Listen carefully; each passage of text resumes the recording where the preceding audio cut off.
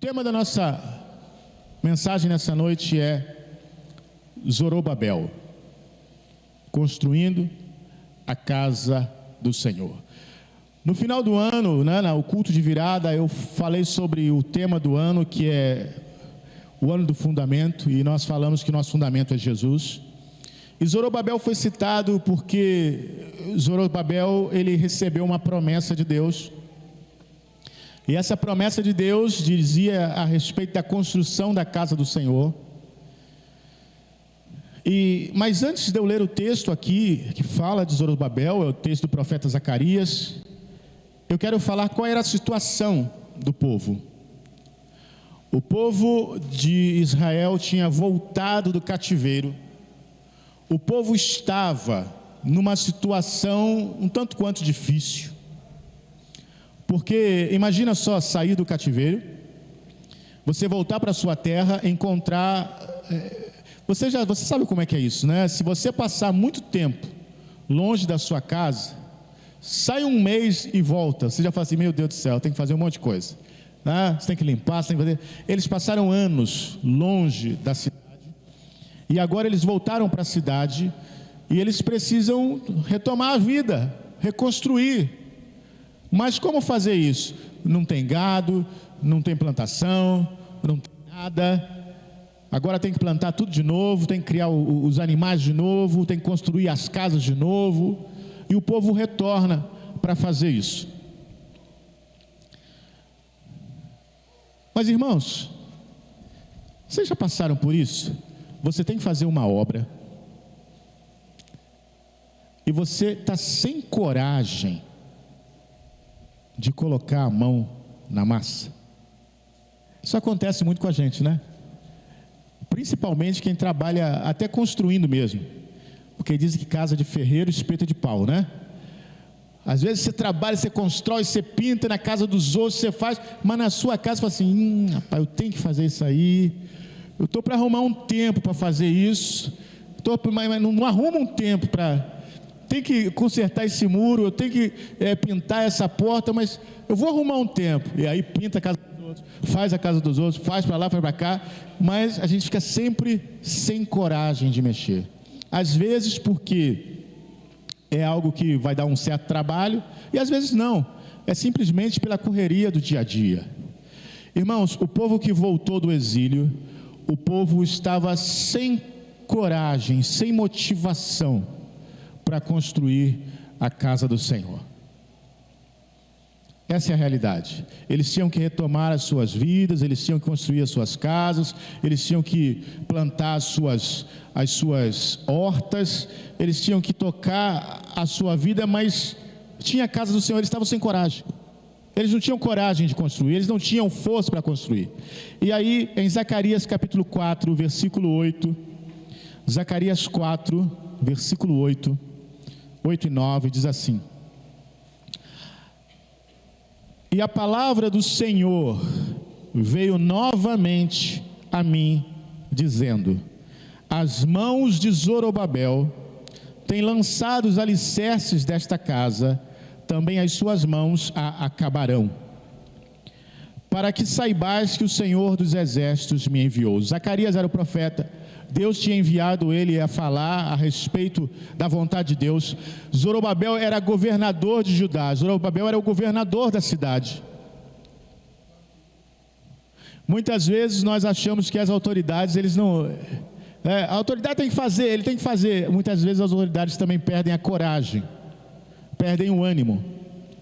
E aí Deus começa a dizer o seguinte: olha só, Zorobabel, você lançou os fundamentos dessa casa, e você vai terminar essa casa. Essa palavra, irmãos, é uma palavra de encorajamento. Todos nós precisamos de uma palavra de encorajamento. Tenha coragem, continue o trabalho. Você lançou os fundamentos, agora você vai terminar, você vai conseguir terminar. Você não vai ficar sem terminar, não. Essa foi a palavra. E aí o profeta Zacarias fala, para que vocês saibam que o Senhor me enviou a falar essa palavra a vocês. O sinal é Zorobabel terminando de construir essa casa. Esse é o sinal. Vocês vão ver que o Senhor de fato enviou. Mas olha só, vamos voltar um pouquinho, o versículo de número 6. Olha o versículo de número 6. O Senhor respondendo, ele diz assim: respondeu-me dizendo, esta é a palavra do Senhor a Zorobabel, e dizendo, não por força, nem por violência, mas sim pelo meu Espírito, diz o Senhor dos Exércitos. Aleluia. Irmãos, eu quero dizer que essa construção da casa do Senhor que Deus estava propondo, Ele estava sendo muito claro, não vai ser pela força de vocês.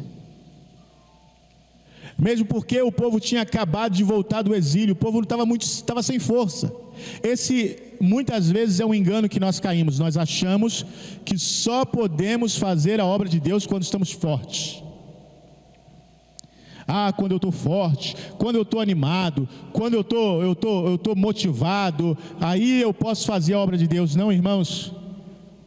Paulo diz assim: quando estou fraco, aí é que estou forte. Aleluia. Deus derrama da sua glória em vasos de barro, que somos nós, para que a excelência do poder seja dele. Ele está dizendo, não é por força, nem por violência, não, mas é pelo meu Espírito. É pelo meu Espírito que vocês serão capazes de fazer isso. Aleluia. Sabe, quando Deus começou a me dar essa palavra, isso me deu um alívio, porque muitas vezes nós pensamos, a responsabilidade é minha. Você que é chefe de família, você pensa muitas vezes assim, a responsabilidade é minha, eu tenho que correr atrás, eu tenho que fazer, se eu não fizer, quem vai fazer? Se você não fizer, não puder fazer, o Senhor vai fazer por você. Não é por força, nem pelo seu poder, mas é pelo Espírito do Senhor.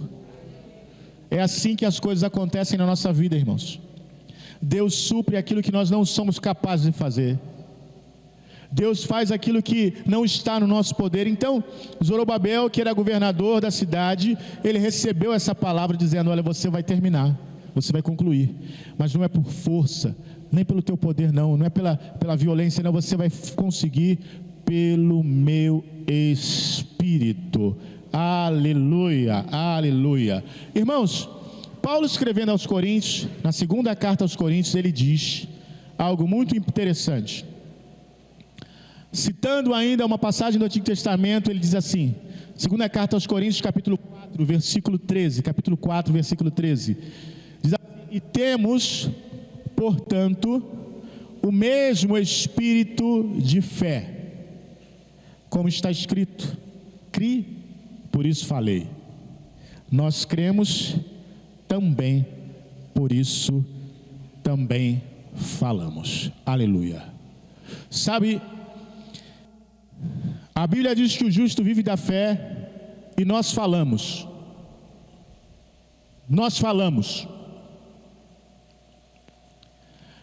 Desde criança eu tive algo comigo que em certo momento eu pensei que era um mal, depois eu descobri que é um dom.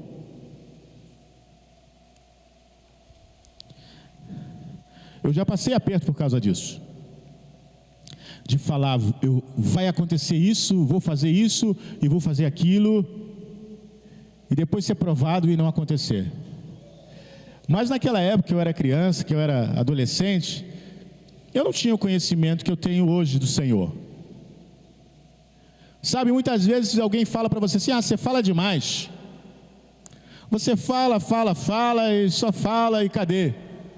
Irmãos, uma das coisas mais incríveis que eu creio que Deus deu para nós é o poder da fala. Isso da forma natural mesmo. Você já parou para pensar que a linguagem é uma coisa fantástica, irmãos? É uma coisa fantástica. Você vê aqui as palavras, a gente fala e você entende. A gente traduz, né, a nossa fala em letras, a gente fala, e eu posso estar aqui, alguém pode estar lá no Amazonas, eu estou falando, ele está entendendo. Mas isso não é uma coisa isolada, não, só uma coisa. Irmãos, existem outros países que falam uma língua totalmente diferente da nossa, e eles se entendem, mesmo que a gente não entenda, mas eles se entendem. É até estranho, você olha assim e fala assim, mas como é que essa gente se entende? Não estou entendendo nada, mas eles se entendem. Deus deu esse dom da fala, mas esse dom da fala é natural. Mas para aqueles que servem ao Senhor, há um dom sobre a sua fala, que é espiritual, quando você declara em fé. Por isso que Paulo escreveu aqui, olha, nós temos esse espírito de fé, e porque nós temos esse espírito de fé, nós cremos, e por isso falamos. Então, eu tenho o espírito de fé, você tem o espírito de fé, você crê e você fala, aleluia. Irmãos, nós precisamos começar a falar. Tudo que Deus realizou na minha vida foi porque eu falei. Eu criei e falei. Muitas vezes nós somos tímidos para falar. Mas será que vai dar certo? Eu vou falar aqui e depois dá errado. O que eu faço? Criei, por isso falei. Criei, por isso falei. Por que você falou isso? Porque eu criei. E por que você creu? Porque Deus me deu um espírito de fé, aleluia. Então, comece a falar coisas, aquilo que você quer ver, aquilo que você crê. Eu creio que a minha família será abençoada, eu falo isso, por isso eu falo. Eu creio que Deus vai abrir uma porta de emprego melhor para mim. Eu criei, falei, começo a declarar isso. Sabe, às vezes há um atraso, né? Atraso para nós, mas não para Deus. A gente começa a declarar aqui e demora um tempo as coisas acontecerem. Eu me lembro que para a construção do templo do bairro São Pedro, eu passei uns 2 anos falando. Uns 2 anos falando que teria o templo, até que o templo começasse a ser construído.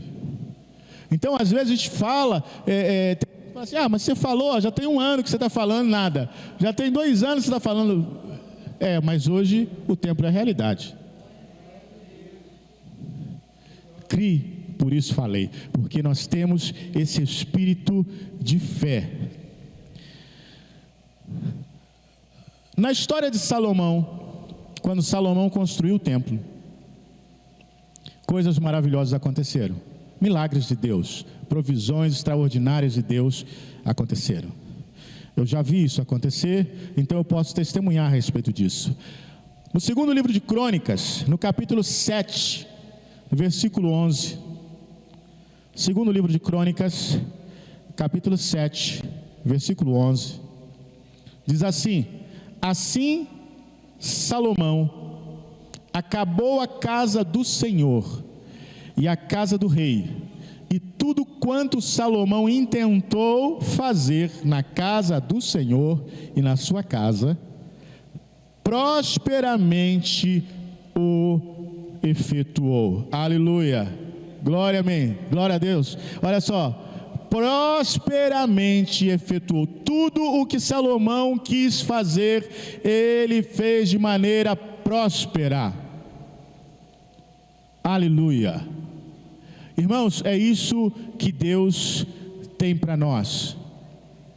Salmo 1 diz que bem-aventurado o homem que não se detém no caminho dos ímpios, nem se assenta na roda dos escarnecedores, antes tem o seu prazer na lei do Senhor, e nessa lei medita de dia e de noite. Ele será como árvore plantada junto a ribeiros, que no tempo certo dá o seu fruto, e tudo o que fizer, aleluia, prosperará. Glória a Deus. Salomão, quando foi construir o templo, a Bíblia diz que tudo o que ele fazia prosperava. E é isso que nós temos que declarar. Você tem algo para fazer na sua casa, na sua família, no seu trabalho, declare a prosperidade do Senhor sobre aquilo que você vai fazer. Pode ser uma ação simples, não importa, Deus vai prosperar o seu caminho.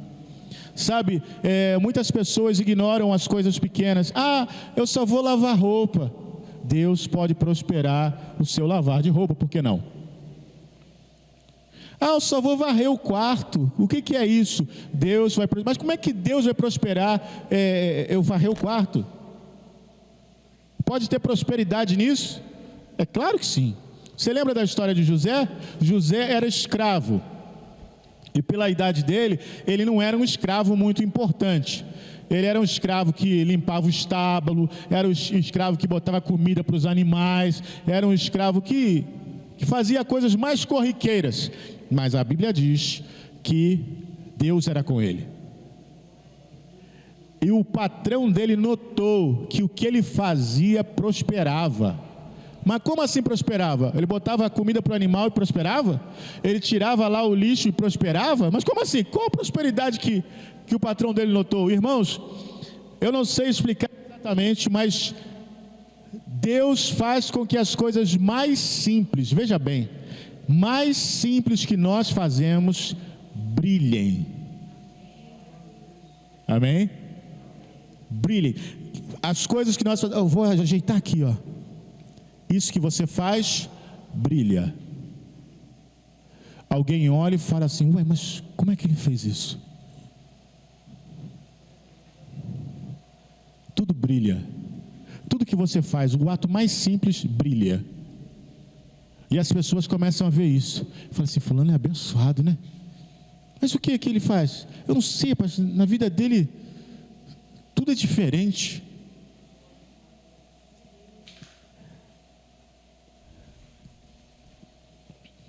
Eu já contei esse testemunho aqui. Nós ainda não éramos crentes na minha casa, mas minha mãe teve 10 filhos, né? E lá em casa, eu já contei isso aqui algumas vezes. O quintal, a gente tinha um quintal na nossa casa, e o portão, sabe como é que era antigamente, né? Às vezes o portão estava no lugar, às vezes o portão caía, às vezes a gente ia amarrando o portão e o portão caía. Isso acontecia, né? Então muitas vezes estava sem o portão. E as pessoas ficavam impressionadas, porque tinham várias crianças, né? Minha mãe tinha várias crianças, e eles ficavam brincando dentro do quintal e não saíam para a rua. Você pode olhar uma coisa muito simples, mas alguém olha e fala assim: puxa, mas que coisa impressionante, como é que a senhora consegue fazer isso? Essas crianças todas, eles não vão para a rua. Irmãos, isso é bênção de Deus. Muita gente pode achar uma coisa muito simples, mas quantas famílias, irmãos, têm de tudo, e é uma guerra, é uma confusão, é uma brigaiada, e quando morre então o que é o dono lá, o pai, aí é que a guerra aumenta mais ainda, porque cada um quer pegar a sua parte, é uma confusão. Então, quando há uma graça de Deus sobre, as coisas mais simples brilham. E é provável que alguém que é muito melhor, vamos assim, humanamente falando, do que nós, né, tem mais dinheiro do que você, tem mais posição do que você, tem mais situação do que você, mas olha para você e tem inveja de você. E você não sabe por quê. Qual o problema? O que a pessoa tem inveja? Não sabe. É a graça. É a graça. A graça causa inveja, irmãos. Saibam disso. Causa inveja. O favor de Deus causa inveja. Pois bem, Zacarias e Ageu são contemporâneos. Eles profetizaram nesse tempo da reconstrução do templo. Então, nós vemos tanto no livro do profeta Zacarias como no livro do profeta Ageu profecias a respeito da construção do templo e a respeito de Zorobabel. Veja só, Ageu capítulo 1, versículos 5 e 7 a 7. Ageu 1, de 5 a 7. Diz assim: ora pois, assim diz o Senhor dos Exércitos, considerai os vossos caminhos, semeais muito e recolheis pouco, comeis, porém não vos fartais, bebeis, porém não vos saciais, vesti-vos, porém ninguém se aquece, e o que recebe o salário, recebe-o num saco furado. Assim diz o Senhor dos Exércitos, considerai os vossos caminhos. O povo voltou do exílio, como eu falei, E o povo estava preocupado em reconstruir a sua vida, reconstruir a sua casa, reconstruir os seus negócios, enfim. Mas eles estavam enfrentando dificuldades. Quais eram as dificuldades? Aqui está sendo contadas. Olha, eles semeavam muito, mas recolhiam pouco. Eles até comiam, mas não se fartavam, não havia saciedade. Eles até bebiam, mas não se viciavam. Eles se vestiam, porém eles não se aqueciam. Ou seja, mesmo o resultado que eles tinham não satisfazia. E a sensação que eles tinham era de que eles recebiam salário e colocavam num saco furado. Já teve essa sensação? Eu acho que todo mundo já teve essa sensação de receber o salário e parece que botou o salário num saco furado. Porque com a mesma rapidez que ele entra, ele some. E aí o profeta Ageu está dizendo: olha, considerem isso, pensem nisso, e o porquê disso está acontecendo. No versículo 8, há um mandamento: subi ao monte, trazei a madeira, e edificai a casa, e dela me agradarei, e serei glorificado, diz o Senhor. Há um problema, há uma realidade, e a realidade é que o trabalho não está satisfazendo. E Deus diz para eles: olha, subam o monte, tragam madeira e construam uma casa para mim, e eu vou me agradar dela. Irmãos, quando eu leio isso, eu me lembro do profeta que foi visitar o profeta Eliseu, visitar a viúva de Sarepta. Chegou lá, ou melhor, o profeta Elias foi visitar a viúva. Chegou lá e pediu, Deus mandou ele, fala assim: vai lá aquela viúva que ela vai te sustentar. E ele chegou: olha, tem alguma coisa para comer? A moça falou: não, eu tenho um pouco de farinha, vou fazer um bolo para mim e para o meu filho, nós vamos comer e vamos morrer. Aí o profeta assim: não faz isso não, faz primeiro um bolo para mim, e você e seu filho não vão morrer. Na mentalidade que nós temos no mundo hoje, nas pessoas que falam mal de tudo do evangelho, que falam, você acha que alguém em sã consciência fala assim: como é que é? Eu vou fazer para você, eu tenho só um pouco que é para mim, meu filho, como é que eu vou fazer para você? Sabe, irmãos, a lógica desse mundo é farinha pouca, como é que é? É isso aí, farinha pouca, meu pirão primeiro. Essa é a lógica do mundo. Se eu tenho pouco, como é que eu vou fazer para você? E tem gente ainda que diz assim: não, claro, é isso mesmo. Mas a lógica de Deus é diferente. Faz primeiro para mim, porque sou eu que vou te dar tudo aquilo que você precisa. Faz primeiro para mim. Você tem fé para fazer primeiro para mim? Para receber aquilo das minhas mãos? Foi isso que ele falou para eles: olha, subam no monte, peguem madeira e construam. Mas vem cá, mas o nosso problema é que os nossos trabalhos não estão dando resultado. O nosso problema é que a gente não está tendo o rendimento que a gente esperava. O nosso problema é que a gente não está tendo lucro. Deus falou: para o que vocês estão fazendo, subam o monte, cortem madeira e construam uma casa para mim. Essa é a coisa mais improvável, irmãos. Eu gosto da palavra de Deus, porque ela vai no contrário daquilo que o mundo fala por aí. O mundo falaria: olha, corre atrás mesmo, olha, guerreiro, vai atrás, porque você tem que, se você não correr, ninguém vai correr por você, se você não trabalhar, ninguém. Irmãos, se Deus não abrir a porta, nenhum homem é capaz de abrir. Se Deus não fizer, nós podemos fazer o que quisermos fazer e nada vai acontecer. E Deus está falando: me honrem primeiro, façam a minha casa primeiro, e eu vou me agradar dessa casa. Sabe, em alguns lugares, como para Moisés, Deus deu até o desenho da casa. Aqui Deus não exigiu nada. Deus simplesmente falou: suba ao monte, corte madeira e faça uma casa. Deus não falou: eu quero uma casa de tal tamanho, eu quero uma casa desse, eu quero uma casa desse com tantos cômodos. Não, Ele falou: subam e construam uma casa para mim, e eu vou me agradar dela. Aleluia, aleluia. Olha o versículo 9: e esperaste muito, mas eis que veio a ser pouco, e esse pouco, quando trouxeste para casa, eu dissipei com um sopro. Por quê? Por que causa, disse o Senhor dos Exércitos? Por causa da minha casa que está deserta, enquanto cada um de vós corre à sua própria casa. Por isso retém os céus sobre vós o orvalho, e a terra detém os seus frutos. E mandei vir a seca sobre a terra, e sobre os montes, e sobre o trigo, e sobre o mosto, e sobre o azeite, e sobre o que a terra produz, como também sobre os homens, e sobre o gado, e sobre todo o trabalho das mãos. Então essa era a situação.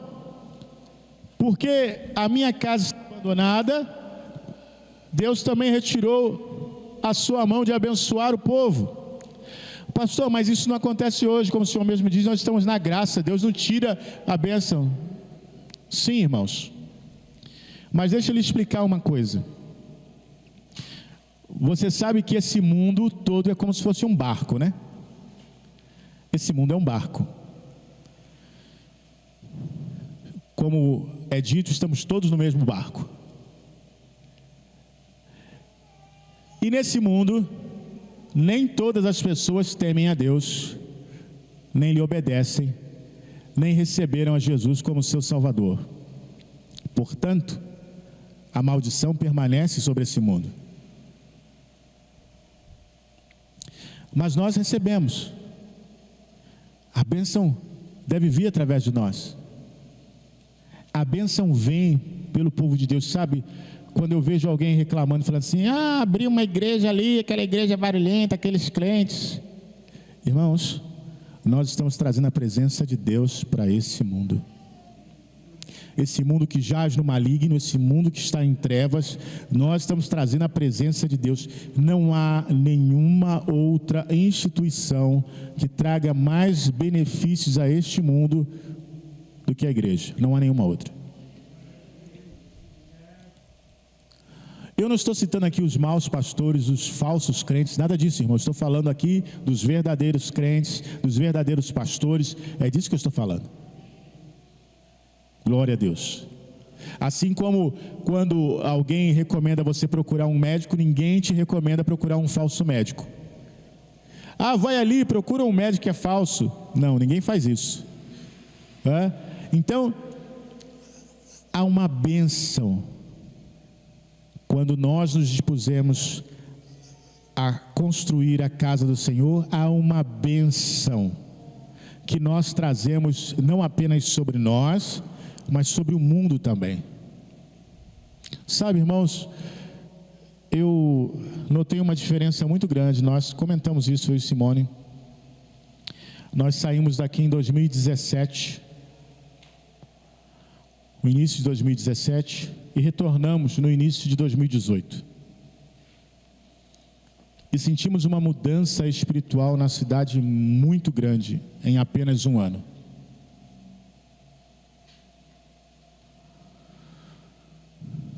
Não sei exatamente por que essa mudança, mas nós reparamos essa mudança espiritual muito grande. Um declínio, sabe? Alguém pode falar assim: porque vocês saíram daqui. Não, eu sei o que aconteceu. Eu sei o que a gente percebeu, eu sei o que a gente sentiu. Nas cidades, irmãos, é necessário ter pessoas que queiram fazer a vontade de Deus. Eu estava ouvindo uma mensagem hoje à tarde, e o pastor estava falando justamente isso. Algumas pessoas falam a diferença de Davi e Saul. É que Saul ele não se arrependia e Davi se arrependia rápido. Irmãos, Não é por aí. Outras pessoas também se arrependiam com rapidez, mas não foram chamados segundo o coração de Deus. Davi foi chamado segundo o coração de Deus. Mas sabe por quê? Porque Davi, desde a sua infância, tinha no coração trazer a arca de Deus de volta para a cidade, para a adoração. A arca tinha sido roubada, irmãos. Saul era rei, mas você não vê em nenhum momento Saul se preocupando com a arca. Os filisteus levaram, só lamento, não posso fazer nada. Mas Davi não, o tempo todo ele tinha no coração trazer a arca. E assim que ele pôde trazer a arca, ele festejou, ele celebrou. E há uma promessa de Deus. Então, quando na cidade há pessoas segundo o coração de Deus, que querem trazer a presença de Deus, irmãos, isso traz diferença na atmosfera espiritual da cidade. Deus quer levantar pessoas assim como Davi, que tem no coração trazer a presença de Deus. Aleluia, aleluia. Então, como eu disse, essa mensagem é uma mensagem de encorajamento. No versículo 12, assim como Zacarias, o profeta Ageu, começa a encorajar a Zorobabel, diz assim: então Zorobabel, filho de Sealtiel, e Josué, filho de Josadaque, sumo sacerdote, e todo o restante do povo obedeceram à voz do Senhor seu Deus. Que maravilha! Eles ouviram a voz de Deus e obedeceram à voz do Senhor seu Deus, e as palavras do profeta Ageu, assim como o Senhor seu Deus o enviara, e temeu o povo diante do Senhor. Então Ageu, o mensageiro do Senhor, falou ao povo conforme a mensagem do Senhor, dizendo: eu sou convosco, diz o Senhor. E o Senhor suscitou o espírito de Zorobabel, filho de Sealtiel, governador de Judá, e o espírito de Josué, filho de Josadaque, sumo sacerdote, e o espírito de todo o restante do povo, e eles vieram e fizeram a obra na casa do Senhor dos exércitos, seu Deus. Deixa eu falar uma coisa, a Bíblia usa aqui a palavra suscitou. Você sabe o que isso significa?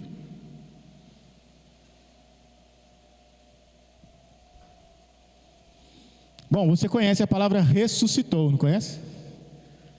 E o que ressuscitou significa? Trazer de volta a vida, não é isso? Então, ressuscitar é trazer de volta a vida. Tudo que tem é fazer de novo, né? Retomar é começar de novo. Refazer é fazer de novo. Ressuscitar é trazer de volta a vida.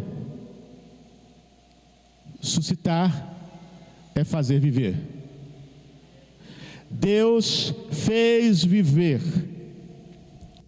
fez surgir, fez aparecer o que? O espírito de Zorobabel. Aleluia. O espírito de Josué, sumo sacerdote, e o espírito de todo o restante do povo. Aleluia. E o povo veio e fizeram a obra na casa do Senhor. Irmãos, o que nós precisamos nesse dia é que o Senhor venha suscitar o meu espírito, o Senhor venha suscitar o teu espírito, o Senhor venha suscitar o espírito de todos povo, para que o povo venha fazer a obra na casa do Senhor. O povo ouviu a mensagem de Ageu e o povo temeu ao Senhor, não teve medo do Senhor não, o povo falou: olha, é verdade, nós precisamos honrar o Senhor em primeiro lugar. E aí Deus suscitou, Deus fez nascer o espírito deles, para que eles pudessem fazer nessa noite. Eu profetizo sobre a nossa vida, que o Senhor há de suscitar o nosso espírito para a obra que nós temos que fazer. Aleluia. No capítulo 2 de Ageu, versículo 4, versículo 5, diz assim: ora, pois, esforça-te, Zorobabel, diz o Senhor, e esforça-te, Josué, filho de Josadaque, sumo sacerdote, e esforça-te todo o povo da terra, diz o Senhor dos exércitos, segundo a palavra da aliança que fiz convosco. quando saíste do Egito, e o meu Espírito permanece no meio de vós. Não temais. Aleluia. Aleluia. Se na antiga aliança Deus já tinha dito: olha, o meu Espírito permanece no meio de vós, na nova aliança Deus diz: o meu Espírito está em vós para sempre. Não temais. Aleluia. Aleluia. O versículo 6: porque assim diz o Senhor dos Exércitos, ainda uma vez, daqui a pouco, farei tremer os céus e a terra, e o mar e a terra seca, e farei tremer as nações, e virão coisas preciosas. Aleluia, aleluia, virão coisas preciosas de todas as nações, e encherei esta casa de glória, diz o Senhor dos Exércitos.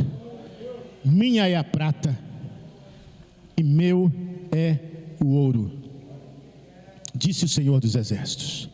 A glória desta última casa será maior do que a da primeira, diz o Senhor dos Exércitos. E neste lugar darei a paz, diz o Senhor dos Exércitos. Irmãos, essa é a palavra de coragem que nós precisamos. Essa é a palavra de coragem que eu preciso. Meu Espírito está em você, não tenha medo. Eu vou tremer, vou fazer abalar as nações, e as coisas preciosas eu vou trazer e encher essa casa, porque minha é a prata e meu é o ouro. Deus tem promessas de glória e paz para esta casa.